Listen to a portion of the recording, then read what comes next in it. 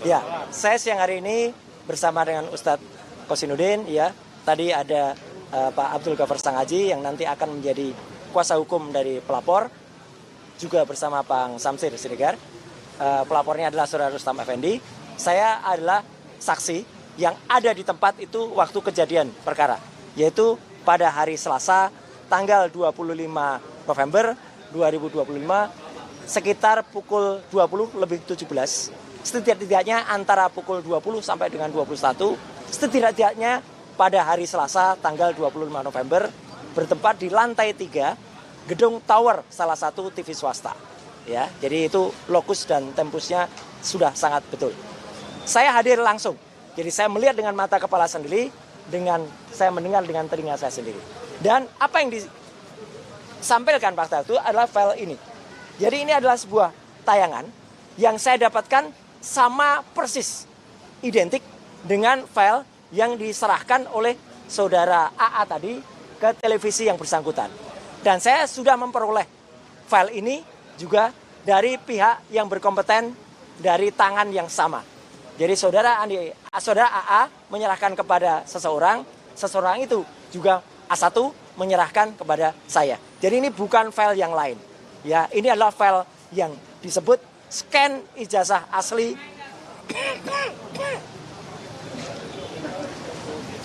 Fakultas Kehutanan UGM tahun 85. Nah, tadi sudah disampaikan oleh Pak Ustadz Kosinudin, ya, atau sebagai kuasa hukum juga sebagai koordinator non litigasi, bahwa ternyata file ini adalah file yang sama yang pernah diunggah atau diposting oleh saudara Dian Sandi Utama, kalau ini saya sebutkan namanya karena ada, pada tanggal 1 April. Rekan-rekan perhatikan gambar ini. Dua ciri yang sangat jelas. Ada noktah-noktah di lantai bawah, di bagian bawah, dan ada garis yang menunjukkan ini bukan ijazah asli. Kalau ijazah asli nggak akan ada garis ini. Ini adalah kopian atau hasil reprinting, cetak ulang dari berkas yang tidak diketahui itu berkas apa. Jadi dari sumber aslinya saja atau sumber ini sebenarnya bukan orisinal, bukan otentik.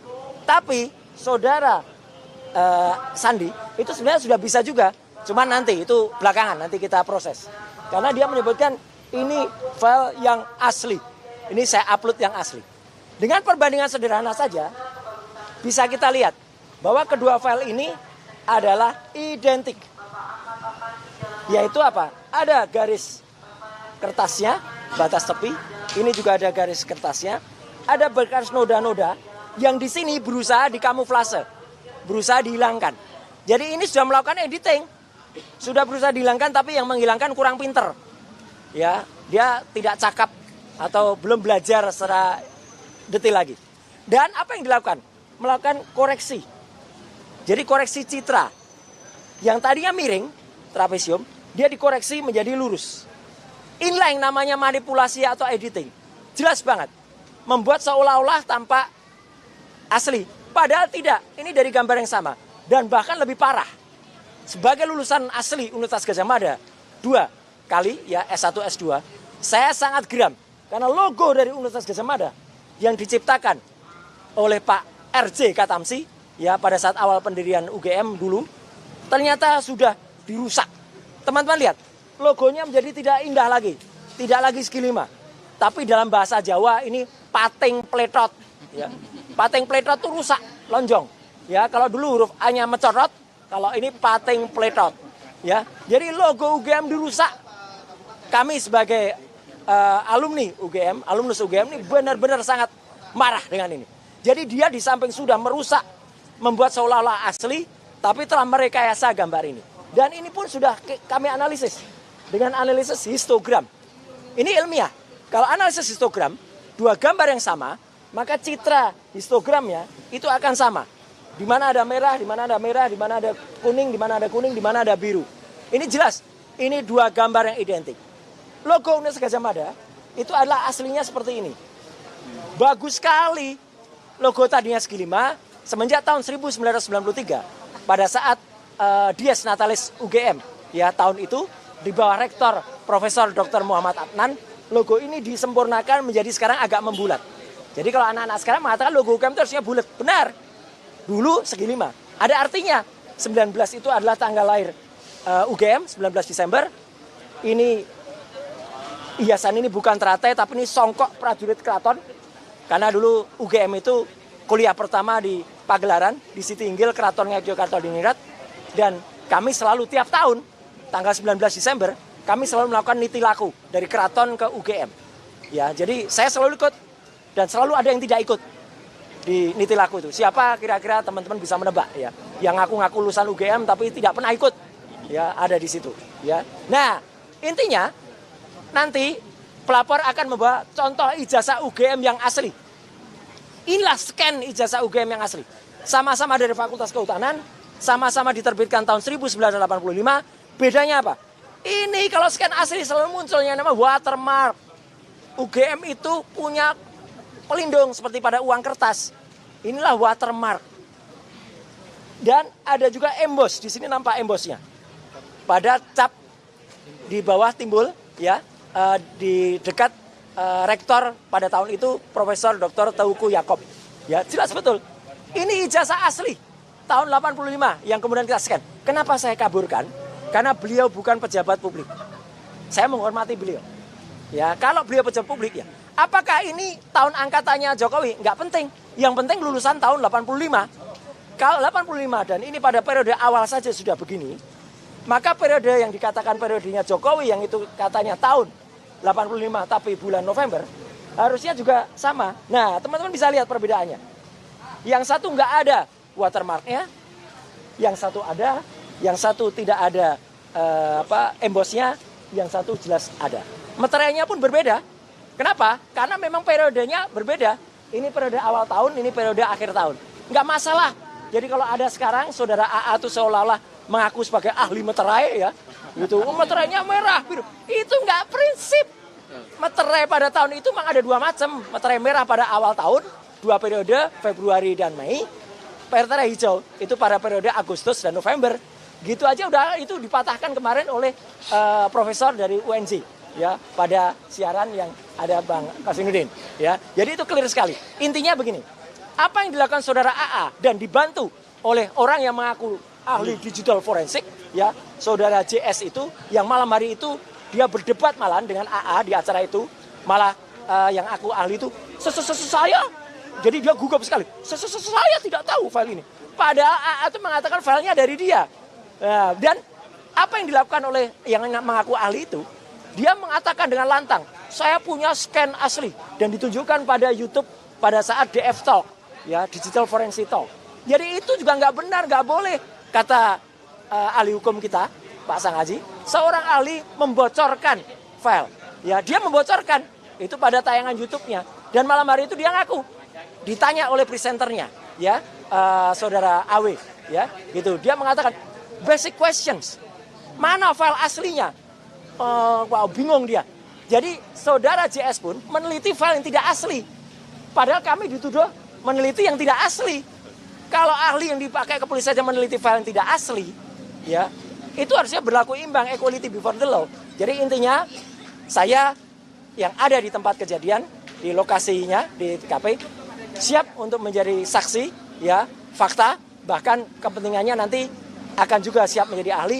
Ada juga Bang Dr. Rismon Sianipar tadi, ya itu juga sudah menyatakan kesediaannya untuk menjadi ahli. Tadi di kantin juga menyatakan sama dan dibersamai oleh banyak yang akan memperkuat Bang Rustam Effendi. Saya kira itu. Baik. Bang Kosin, selanjutnya Bang Rustam, ini beliau yang bertindak sebagai pelapor karena beliau ini di tanggal 25 ada di TKP. Dan dengan ini saya serahkan bukti-bukti ini kepada Bang Rustam dan saya siap untuk datang lagi nanti pada saat di BAP sebagai saksi. Siap, terima kasih Mas Roy. Siap, makasih. Mas Roy, bersama dengan iya. Oke, bismillahirrahmanirrahim. Assalamualaikum warahmatullahi wabarakatuh. Assalamualaikum. Hari ini saya ke Polda Metro Jaya akan melaporkan yang bernama berinisial AA dan JS. Yang dimana ketika acara di televisi, dia menyebutkan kalau dia mempunyai scan asli ijazahnya Joko Widodo. Ternyata dinyatakan oleh ahli dari pihak kami, Mas Roy, itu palsu. Artinya saya sangat terganggu sebagai tersangka dari salah satu 8 orang ini untuk mempertahankan perjuangan saya. Artinya apa yang dinyatakan orang-orang tersebut ini membuat saya semakin disudutkan. Tetapi saya akan bantah kalau itu mereka melakukan hal yang lebih parah daripada kami. Mereka membohongi publik. Padahal ijazah itu adalah sesuatu yang kita tunggu-tunggu untuk dihadirkan. Ternyata dia bilang ini asli, ternyata tidak. Oleh karena itu, hari ini saya menyatakan siap melawan yang bernama inisial AA dan JS. Artinya kami meyakini bahwa ahli mereka yang bernama berinisial JS itu adalah pembohong besar. Karena orang ini berbahaya apabila keilmuannya dipakai untuk membohongi publik. Apabila juga sangat berbahaya apabila orang ini dipakai oleh polisi, Polda untuk sebagai saksi ahli. Artinya orang ini tidak benar-benar sebagai ahli. Oleh karena itu, saya berharap laporan kami diterima oleh Polda Metro Jaya sebagai bentuk perlawanan saya yang dizolimi dengan bahasa mereka membohongi data-data ijazah yang kita tunggu-tunggu. Sampai hari ini saya masih meyakini bahwa ijazah Jokowi itu tidak ada. Dan itu palsu, kalaupun itu dihadirkan.